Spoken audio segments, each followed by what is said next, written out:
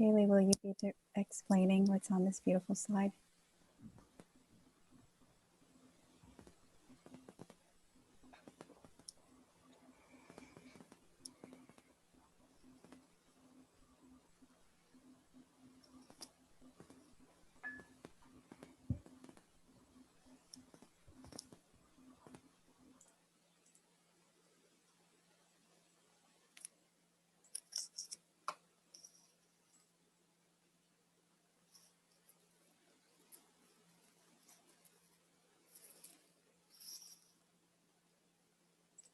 Okay, welcome everyone, and thank you so much for joining the Garrison Institute's live interactive webinar.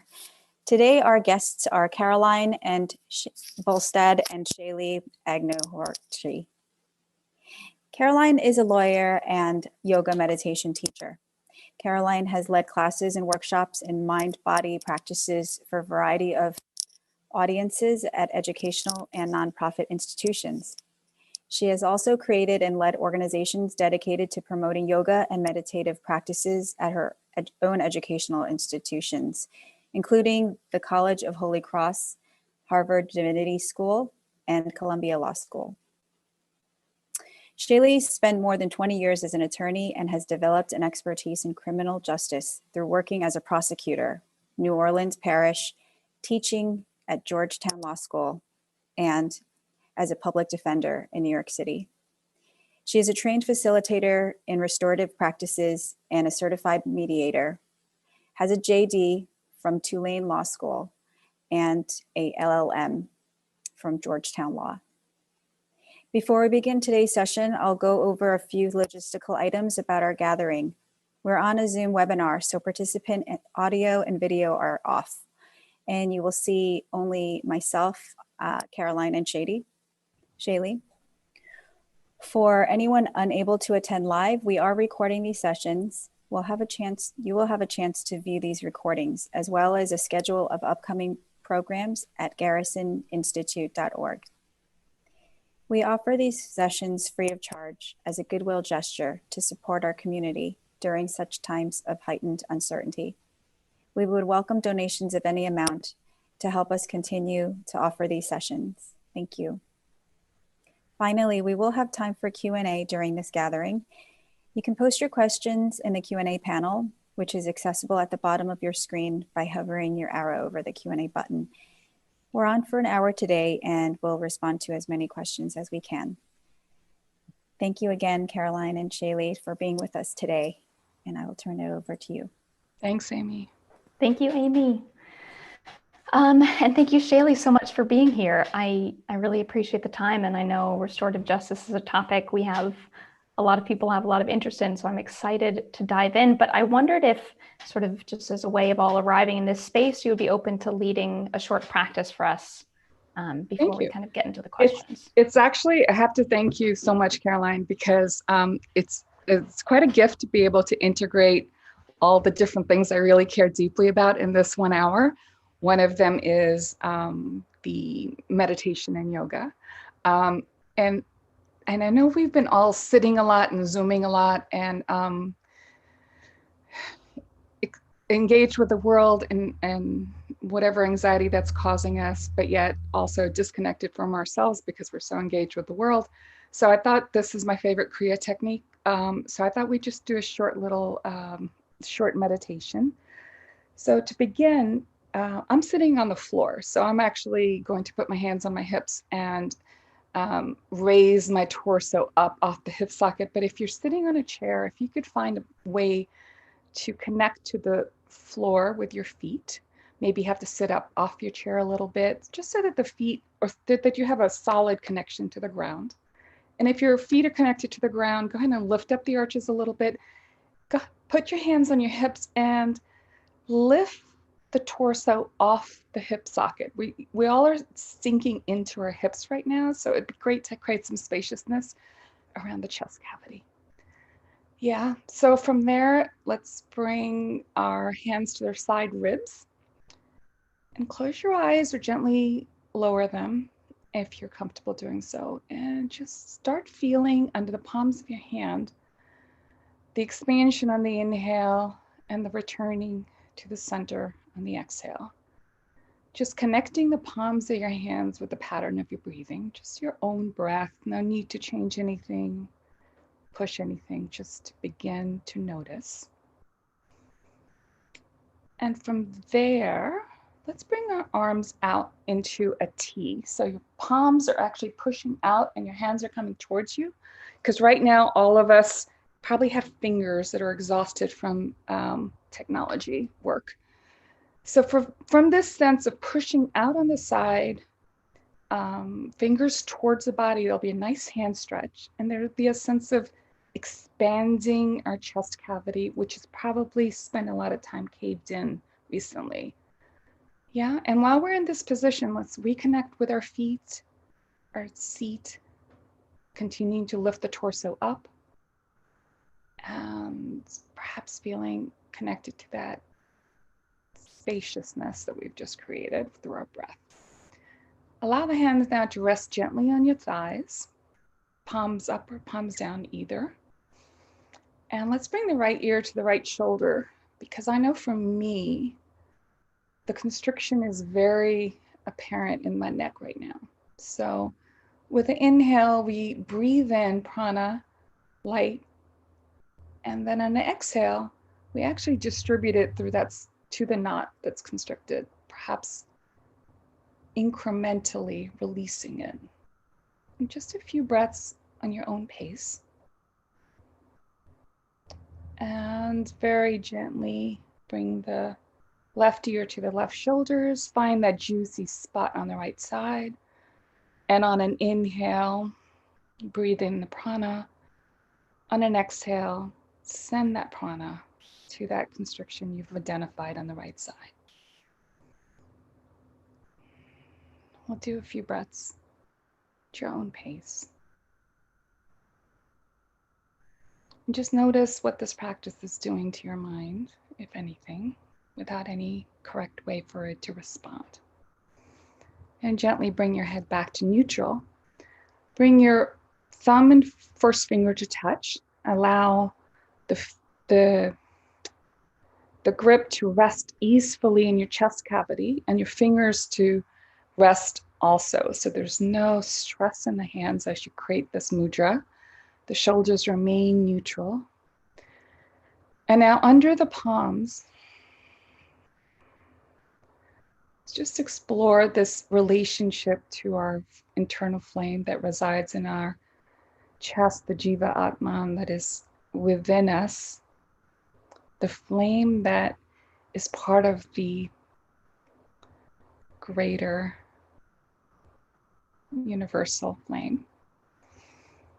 And on an inhale,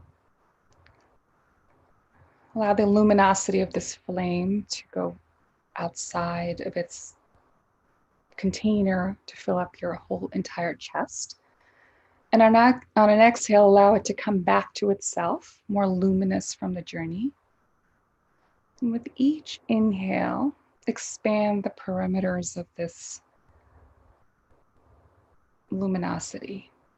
To take in your arms, your hips, your legs, your entire body.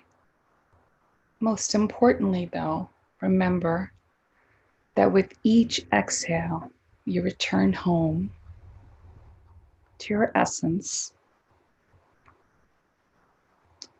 So that living is this relationship between connecting to our highest self and engagement with the world. It's a round trip journey. And home is just an exhale away.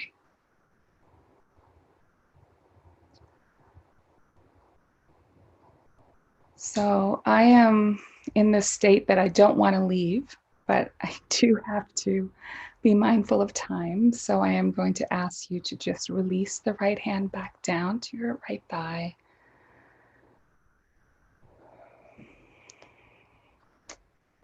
And when you're ready, you can bring your chin to your chest and gracefully opening the eyes, allowing the world to come to you. so that perhaps there is a receptivity to your gaze. Yeah, and when you're ready, we can begin. Oh, thank you, Shailly. I also didn't want to leave that space. I had to stop I was like, okay, Shailly, we have work to do that for the hour. Okay, well, as a bit of an abrupt transition, but I've been beginning these sessions by asking our participants, our panelists, if they would just share a few words about sort of what the idea of justice means to them. I think, Caroline, this is going to be an hour-long conversation for me to answer this question with the depth that I think the answer deserves. There, at the ultimate level, especially since now we just did a meditation and invoked the more profound answers for ourselves. I think ultimately, really, justice is karma. It is actually creating the process of learning, the process of getting to the lessons that we need so that we can evolve and recalibrate and rebalance. So justice in a spiritual sense is probably karma. Yeah, we get the lessons we need. And it could even be justice is that we're getting abundance because we've done the work. So justice, so when people say karma is, that expression, I also think karma is Lakshmi. Like karma can also be abundance. So I think justice is that balancing of life lessons so that we can evolve. I mean, that's really what it is. Yeah, for me. Yeah, I love that answer because it's so different than what I'm used to hearing. There's usually some sort of punitive or adversarial or right triumph over wrong, but that idea of kind of evolving and really making it a process is, I think, right. So appealing. And I think that all those attempts at justice, which can mirror this broader concept of justice, are human attempts of modeling that, failed or unfailed, right? And so if we think that the greater umbrella is this universal unconditional love that is helping us evolve by giving us the lessons we need, whether we want them or not, if we could, the closest we get to that idea in our manifestation of human justice, I think the more aligned we are and the more we remember who we truly are and who we are to each other. And the further we stray from that, I think the further disconnected we feel within ourselves and amongst ourselves. So you might have sort of hinted at this already, but for our audience who might not know, could you sort of say a few words about what restorative justice is and how that definition interacts with this talk about justice you've been having? Right. So one attempt at justice, and I'm going to backtrack with that answer, Caroline. Okay. One attempt at justice has been the balancing of the relationship between citizen and government, which the criminal justice system in the United States codifies in the Constitution, where because the state has invoked its power to seize a human person, that human person now must be given protections to stop the tyranny of the state from manifesting in some way. So that the criminal justice system is at its inception designed to protect the accused. So there's a presumption of innocence. There is a requirement that the state prove the case beyond a reasonable doubt. The criminal justice system is designed specifically to calibrate the relationship between government and citizen, right? That is a power dynamic.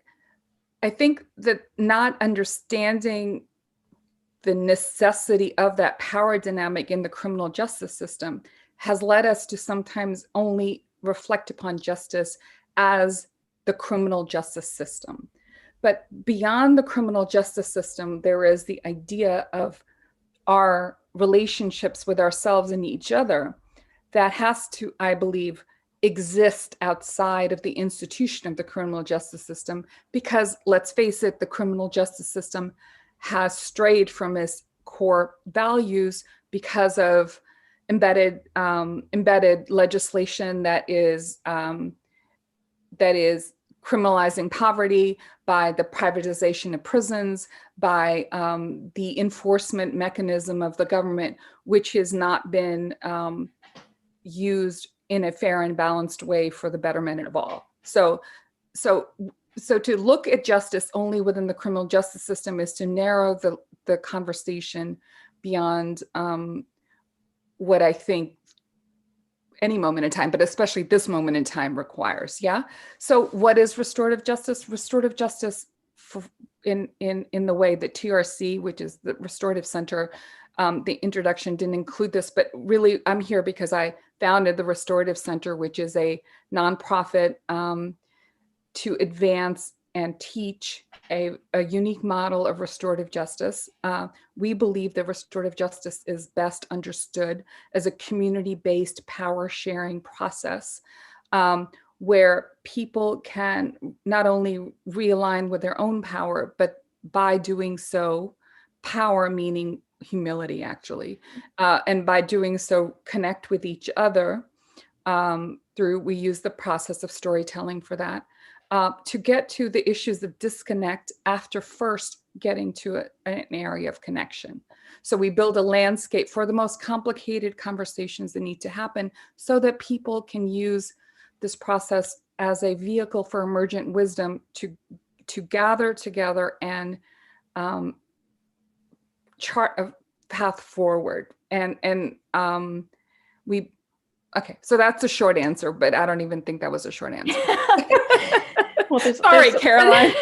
There's so many questions I have from that answer, but I think one that sticks out that you sort of alluded to is that, I was first exposed to the idea of restorative justice in law school and very much as this alternative to criminal justice. But what you were just speaking about is something much, much broader. So I'm wondering if you could tell us a little bit about what sort of settings restorative justice in your work is involved in. I mean, I know I've read about work in schools too. Is it primarily in those institutional settings? No, no, it's not just in institutional. So if we think of the potential of restorative justice, and I think this goes back to this idea that I believe if we just conceive of restorative justice as a reaction to the criminal justice system, we make the same mistakes that we make as in our practices when we're reactive instead of responsive. Yeah.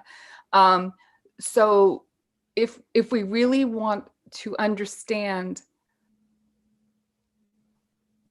the most problematic issue of these times, which is our sense of extreme disconnect from our own selves and each other, then restorative justice, what it's really restoring is that disconnect. It's bridging the disconnect that has actually led to a society that thrives on the us and them divide in every possible way.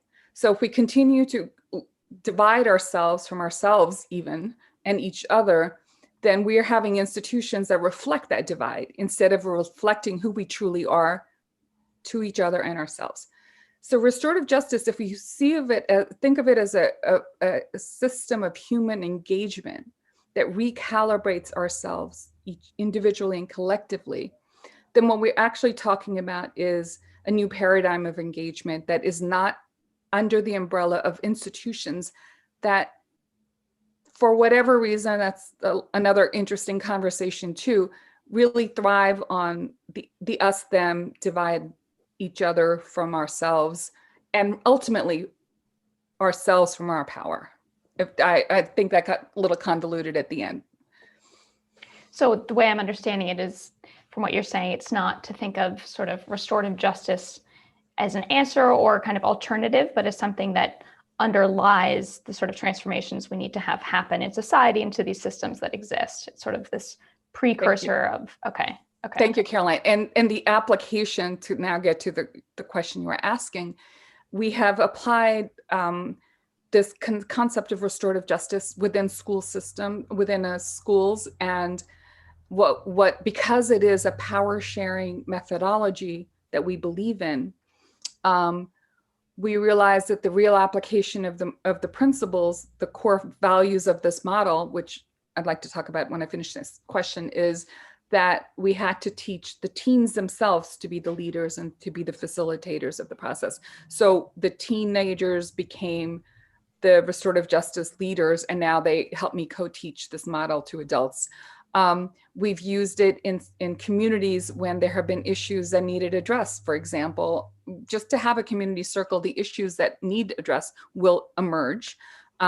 We've used it in workplaces to deal with issues around racism, for example.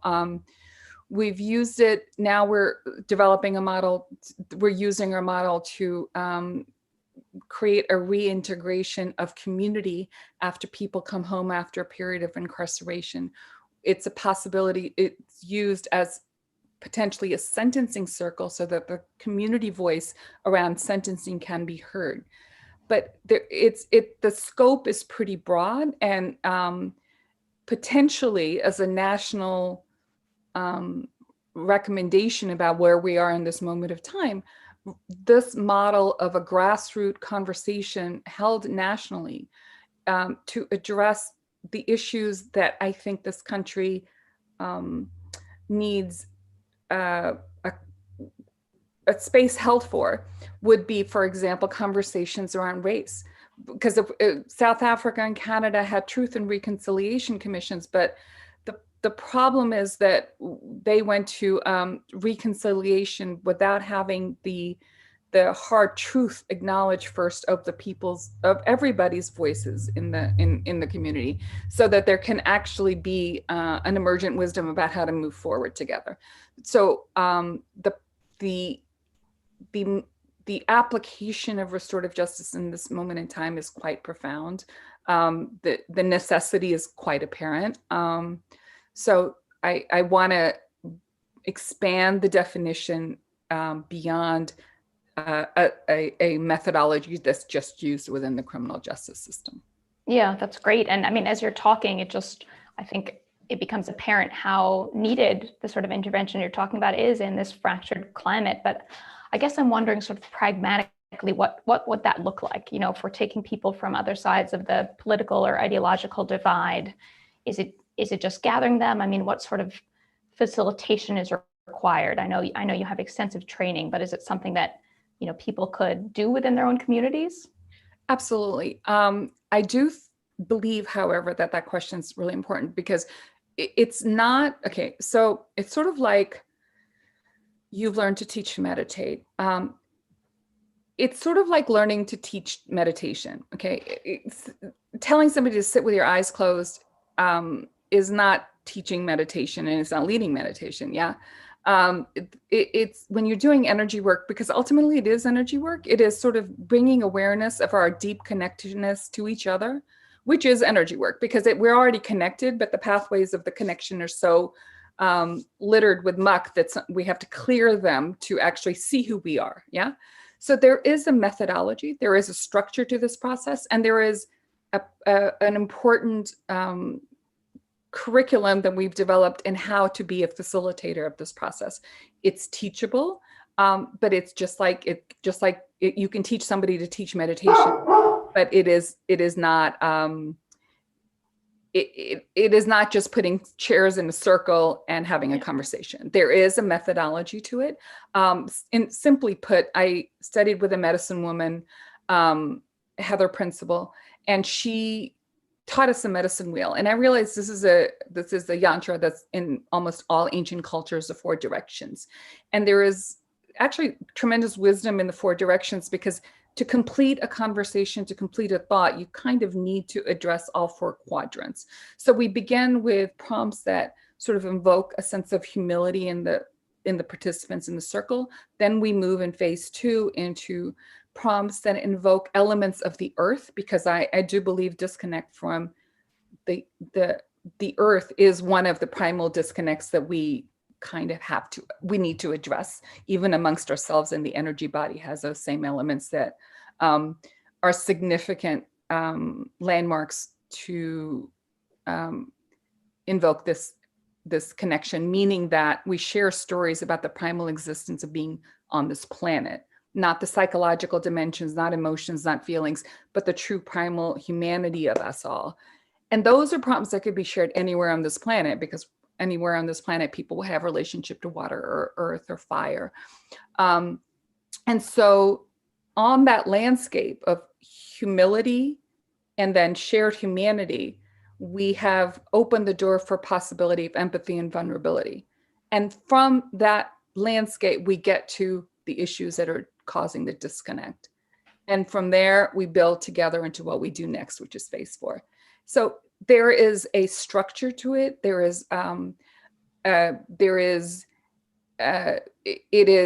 It looks easy when you're in it because, you know, anything that's well done, you don't see the craft, you just see the experience. But it is, there is a methodology, and I believe very strongly in teaching it and holding circle keepers to this mandate to hold space for communities to come to this place together.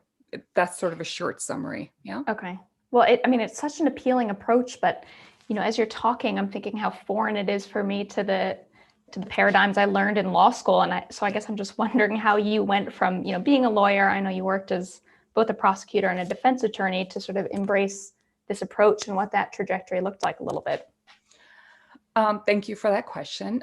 It's been very interesting, but you know, it's, as a public defender in New York City, okay, let's enter this discussion this way. I was once having a conversation with a gentleman who had a jury pool waiting outside. He had to make a decision whether he was pleading guilty and getting, I think, 7 years, or whether he was going to trial and he was facing 12 years as a minimum. And we were having an honest conversation because the jury was about to be picked and the plea offer would be gone. And the United States Supreme Court says that my responsibility as a public defender was not just to try cases, but to actually recommend a course of action when a plea was offered. So I had to strongly recommend to this gentleman that he needed to take a plea, because even though I was a very experienced, good trial attorney, the chances of us winning the trial was maybe 20%. Okay, so this was not a rare conversation. These are conversations that are routine in the criminal justice system. And so I'm like, you need to take a plea, because you know what, you're going to lose this trial. And after you've done your 7 years and you're still looking at 7 more, you're going to really regret this decision. And he looks at me through the bars and says, "Miss, this isn't fair. This isn't justice." And this was not the first time I've used this line. And unfortunately, but at this moment, it did strike a path forward for me, which was, I said to him, "Hey, are you looking for justice here? Are you kidding me?" And here we are sitting in the Hall of Justice having this conversation. Was a very routine conversation to have. We're not looking for justice here. You have to just make a decision about what the circumstances are that you're presented with. Okay, so you think about that, and what kind of a civilization are we living in, that we are all so cynical about it that we no longer claim to have any capacity towards justice in what we're doing in the criminal justice system. That's an overbroad statement, but at that moment, that is the way it felt. So I actually took a sabbatical from my job to go around the world and study every model for non-punitive response to conflict that I could find. Studied mediation and different models of restorative justice. And I decided that none of the models that I studied actually were what we needed at this moment in time, meaning 5 years ago, but even more so now. Because even though there were the elder circle keeping models, those were based on circle work that for a community that already had shared values and beliefs, so that the elder was imparting the wisdom for the group. There were other models that were just really sentencing circles. They really did not address the most primal disconnect in societies. But then I went to the country of Jamaica. They had IMF funds and they had regional communities, restorative justice centers. And that was really interesting to see just the potential for an alternative path. Instead of calling the police, you could go and request a circle process. And so I took sort of all of this, my understanding of Tantra and yoga, and asked other people who were brilliant in different various fields to come together and imagine you have a blank canvas and you can create anything you wanted to bring people together in a new way. What would it look like and what would it require? So we really try to understand the power of storytelling, what is storytelling, the potential for empathy and vulnerability that a well-constructed prompt will invoke in people. And we created this model, and then we started pilot programs and just started doing it, and people showed up. And so that's sort of been the journey. But then I've had the luck of having, and maybe this is what happens when you're on these paths, but I've had master teachers show up to sort of guide me in understanding what it means to say we're all connected. Alan Finger is one of my teachers. And then I had a brilliant teacher at Georgetown, William Greenhall, who really valued the role of the Constitution and sort of uncovering what the criminal justice potential is when it's not tainted. And then, so I feel very lucky about all the wisdom that I have been lucky enough to have the gifts of learning. Wonderful. And so could you tell us a little bit what a circle would look like if there was a circle happening in our community today? Sort of what would that experience be like on the ground? Okay, so I'm gonna just share some images while I chat. Yeah, sure. Okay, because it is. Are you seeing it now? I am. Yeah. Okay, let me see if I can. Sorry, guys. It should play. Let's see what happens. So okay, so what we're looking at right now is the centerpiece, which invokes the elements of the earth. We usually have fire, water, earth, live plants. So the idea is that even at a subconscious level, when you walk into a space, you can invoke the elements of the earth. So this was actually the first circle we ever held in the basement of a church in Newburgh. And we just set up the chairs in a circle, and there was a centerpiece.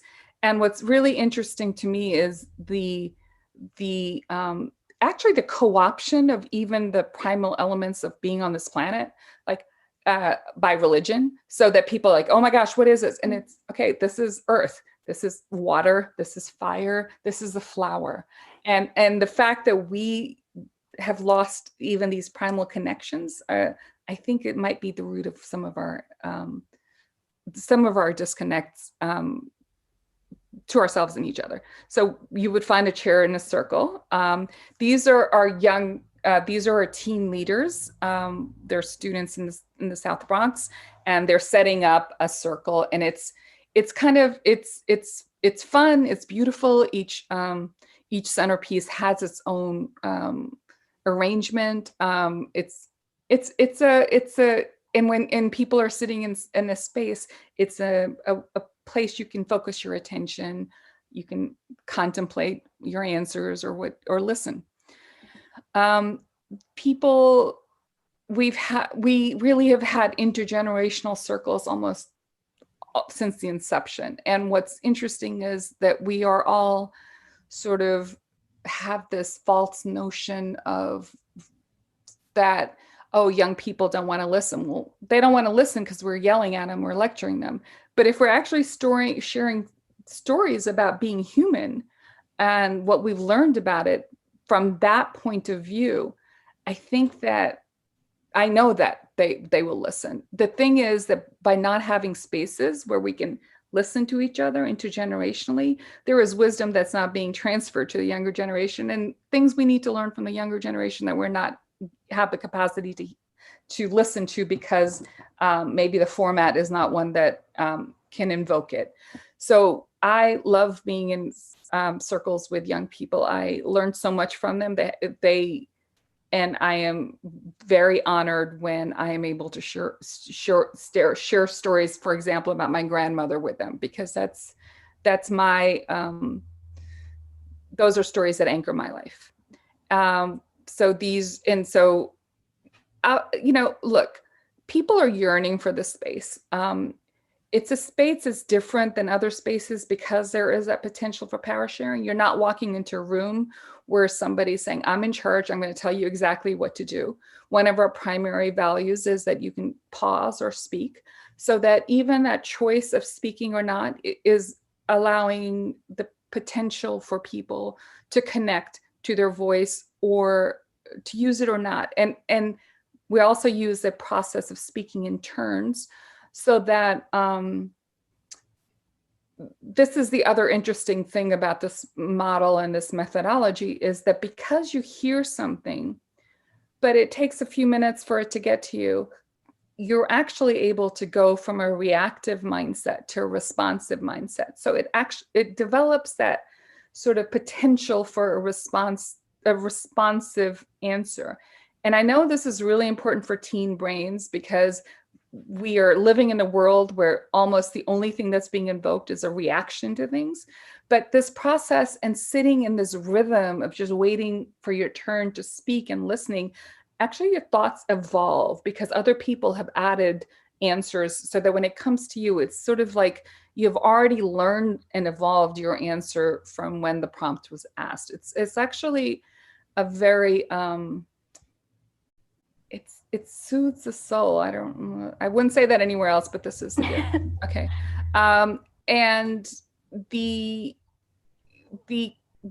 importance of coming together as people with varied life experiences and holding the space to listen to each other, even in disconnect, even in discomfort, even when there's anger.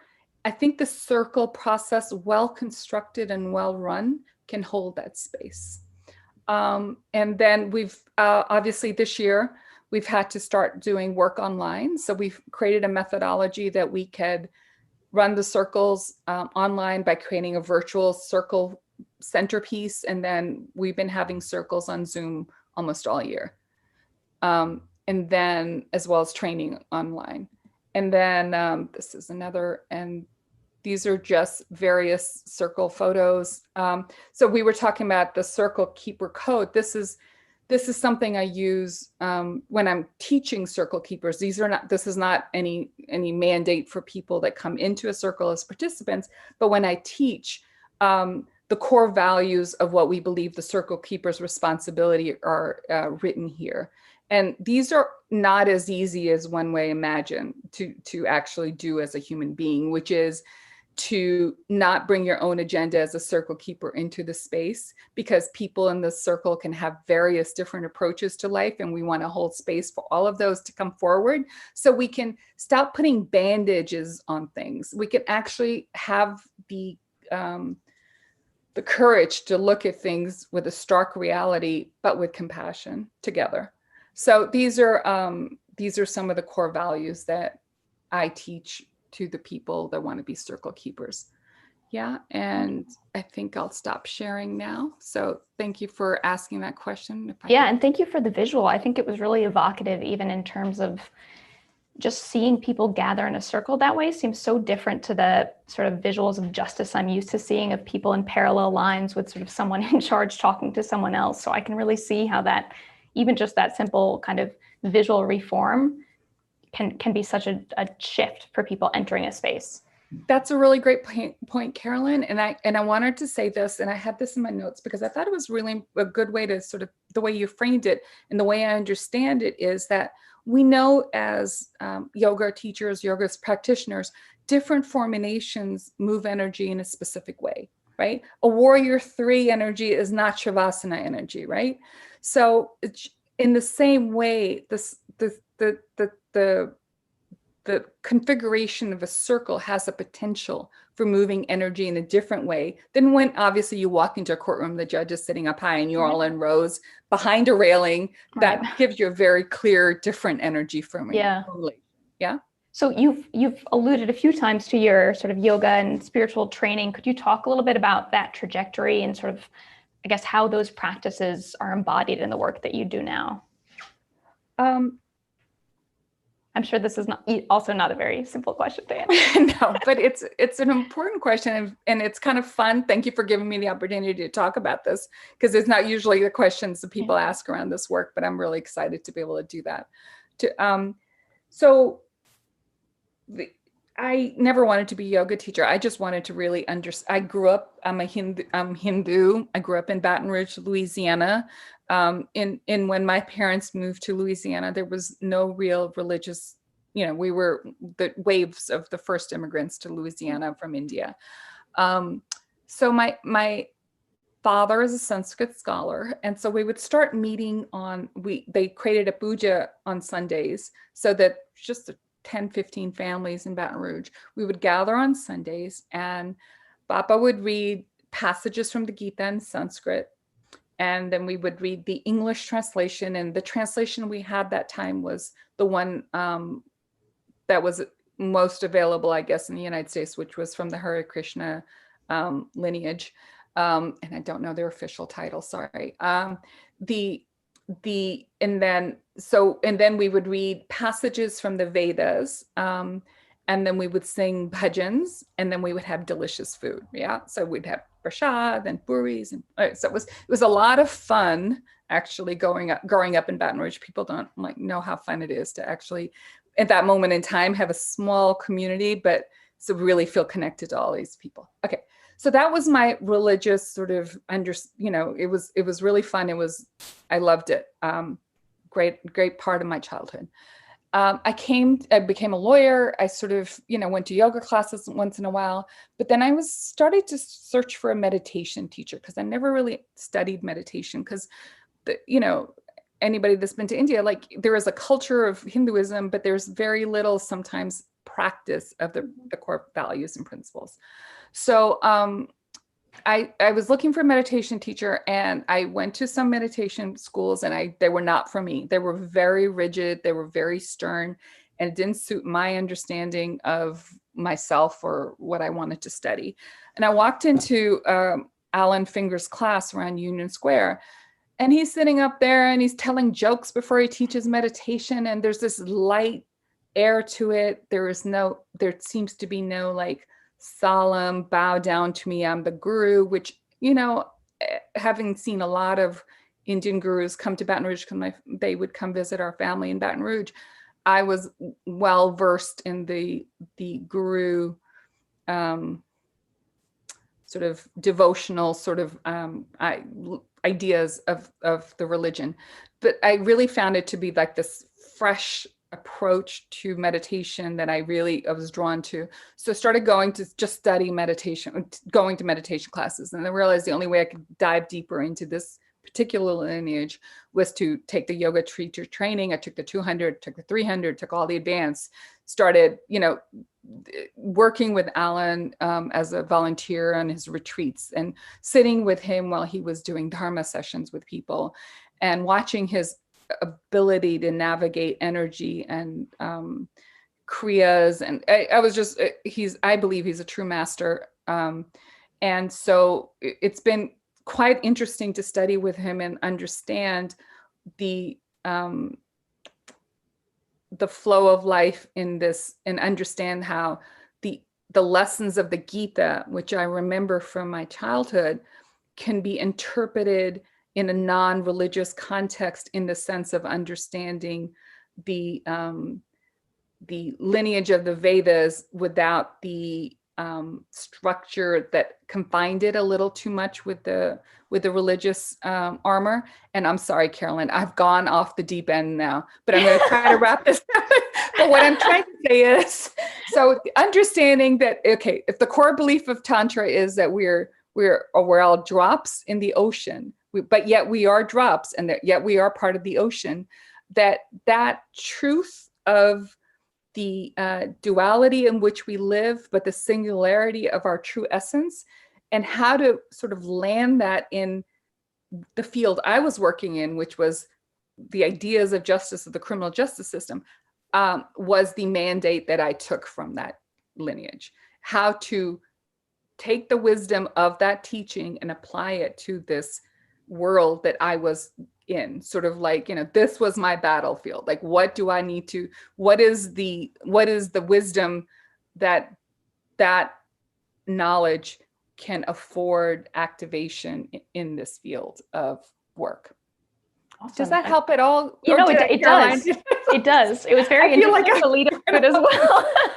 I mean, it was a big question, I think, but what you just talked about, that idea of bringing the sense that we're all drops of an ocean to this system that's built on really, in some ways pushing against that idea and saying there are, better and worse for varied reasons. And, I think we're both on the same page that that's not how the criminal justice system was sort of envisioned in our Constitution, but sort of how it has shifted, with paradigms in our nation. But we have a relevant question from Jennifer Greenberg, so I'm going to read that out to you. Okay. It says, thank you for this powerful and inspiring work. And given your experience in the criminal justice system, how could you imagine a model like this infusing into the current system in the US, even in small ways?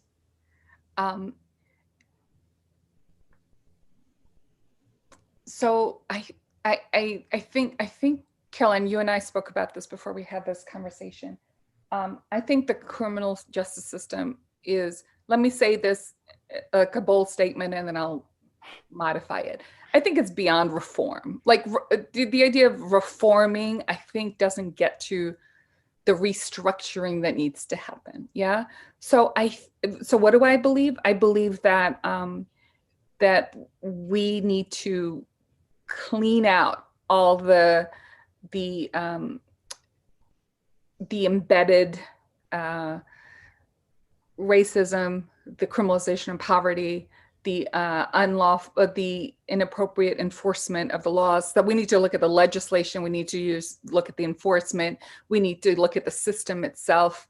And when I was practicing in New York City,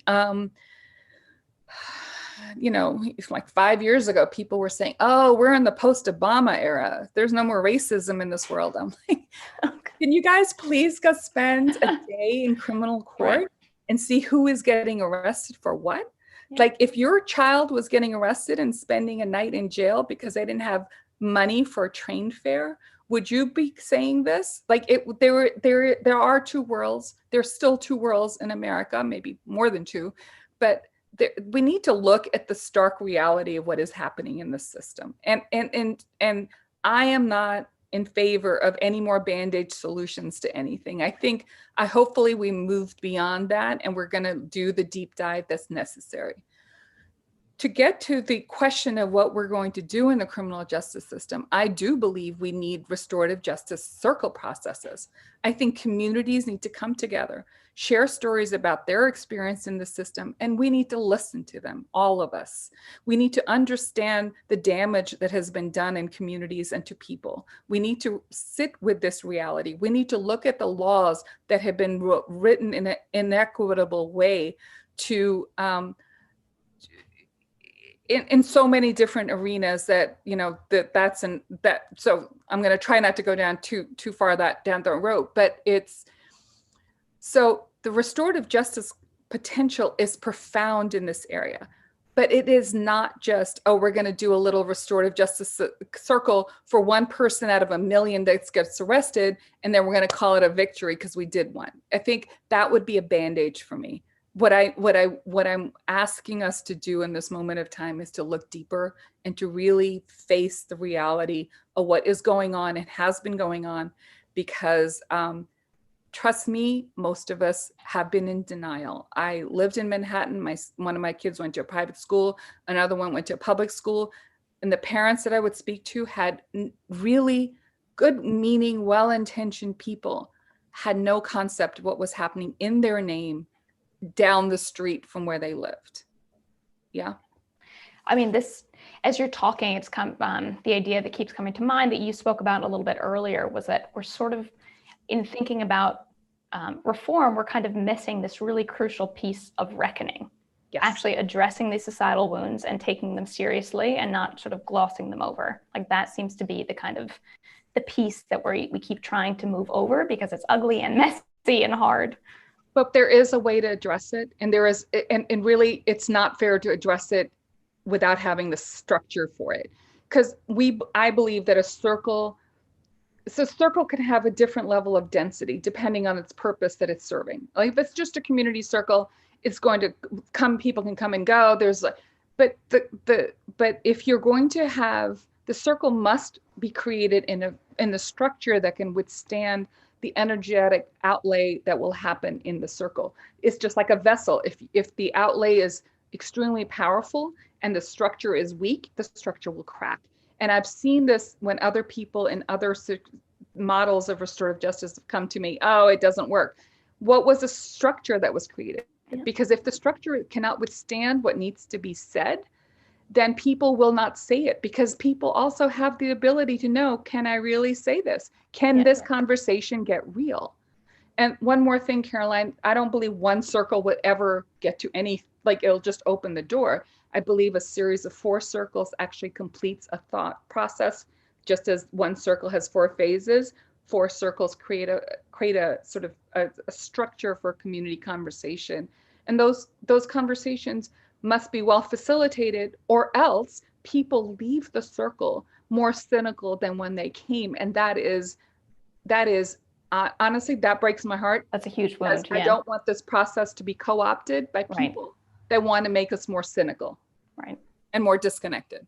Yeah, it seems like patience is another thing that we really all have to have when we're looking at this system that I think so many of us who've worked in any justice field are incredibly frustrated with. And we see, the promises of things like restorative justice and want to just sort of slap it down and make it happen. But I think what you're saying, this series of circles, giving it time and letting the communities actually speak versus, people who might just want to fix coming in and laying down their rules.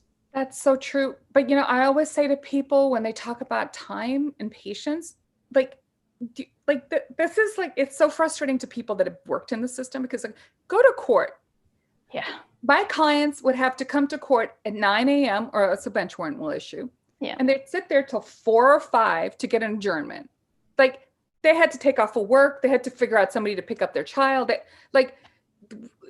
So when I hear about, this takes time, whatever. This is hard. This is not wasted time. This is engagement and an interesting time. This is not sitting in court for days on end waiting for your case to be called, to be adjourned. I mean, so I just want the equation to be fair to the process, because I'm an advocate for restorative justice right now. And I don't want the idea that, it takes time to be, well, I'm sorry, but where have you been that it hasn't taken time? Yeah. Have you tried to get a driver's license? I mean, everything. Yeah. Right. Towards building something. Yeah. Well, I mean, there's so many directions we could go, but I'm aware of the time. So sorry. No, this has been wonderful, but I want to leave space if we have any other questions before we close. We'd love to hear them.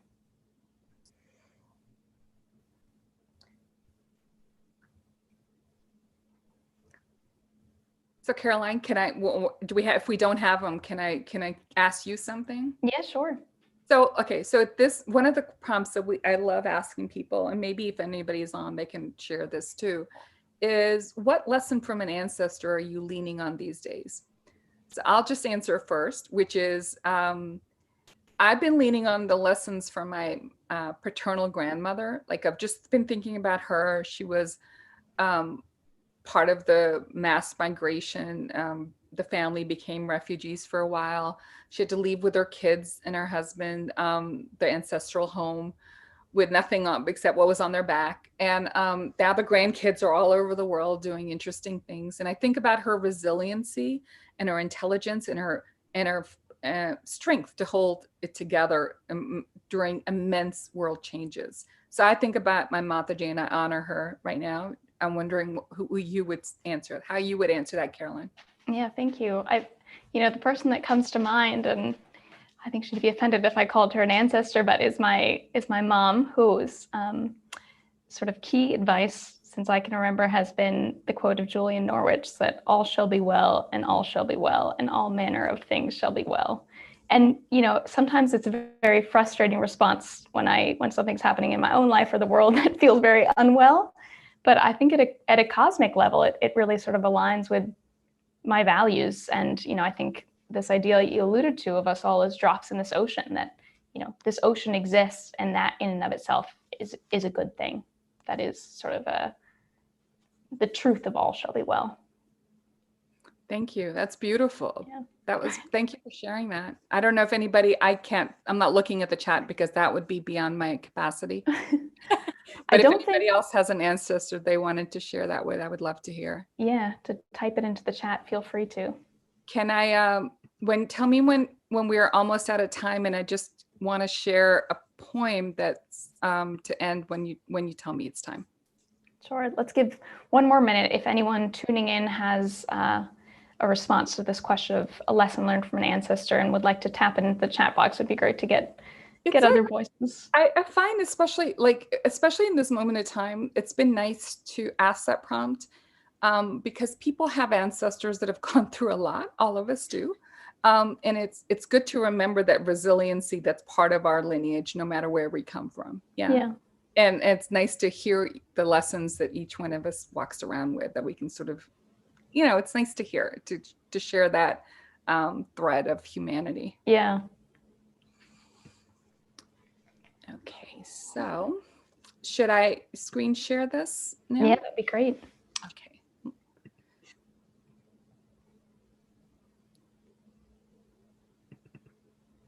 Okay, are you seeing it?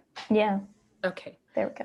I'm going to read this poem, and it's the first poem we ever shared and the first circle we ever ran, and I usually begin trainings with it. And every time I read it, there's a different part of it that speaks to me, and I'll just read it, and I don't know if we have time to talk about it, but it's a Hopi elder poem, prayer. You've been telling people that this is the 11th hour. Now you must go back and tell people this is the hour. There are things to be considered. Where are you living? What are you doing? What are your relationships? Are you in right relations? Where is your water? Know your garden. It is time to speak your truth. Create your community. Be good to yourself. Don't look outside of yourself for a leader. This could be a good time. There is a river flowing very fast. It's so great and fast that there are those who will be afraid. They will hold on to the shore. They will feel they are being torn apart, and they will suffer greatly. Know that the river has its destination. The elders say that we must let go of the shore, push off into the middle of the river, keep our eyes open and our heads above the water. See who is there with you and celebrate. At this time, we are to take nothing personally, least of all ourselves. For the moment that we do, our spiritual growth comes to a halt. The time of the lone wolf is over. Gather yourselves. Banish the word struggle from your attitude and your vocabulary. All that we do now must be done in a sacred manner and in celebration. We are the ones we have been waiting for. So today, the line that's really speaking to me is see who is there with you and celebrate.